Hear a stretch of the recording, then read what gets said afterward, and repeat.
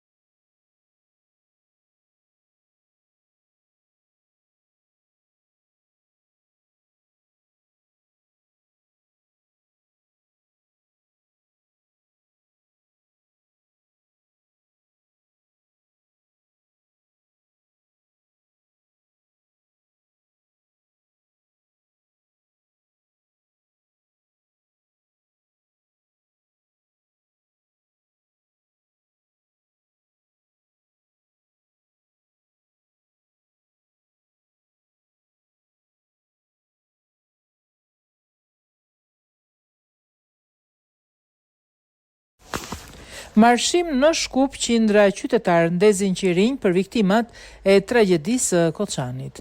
Qindra qytetarë të Shkupit marshuan të hënën mbrëma për të kërkuar drejtësi dhe llogari për tragjedin që ndodhi në diskotekën Plus në Koçan, ku 59 të rinj humbën jetën në 16 mars 2023. Protesta u organizua nga iniciativa qytetare Kush është i radhës, e cila theksoi se kjo tragjedi, si dhe ngjarje të tjera të ngjashme, janë pasojë e korrupsionit të përhapur në vend. Marshi i tyre nisi në sheshin qendror të Shkupit dhe kaloi përmes qytetit deri tek ndërtesa e qeverisë, ku protestuesit kërkuan transparencë dhe përgjegjësi nga autoritetet për lejen e funksionimit të paligjshëm të klubit të natës në Koçan. Ata mbajtën pankarta që shprehnin revoltat e tyre si sistemi është i radhës dhe brohoritën sloganet fuqishme si drejtësia për viktimat dhe vrasës.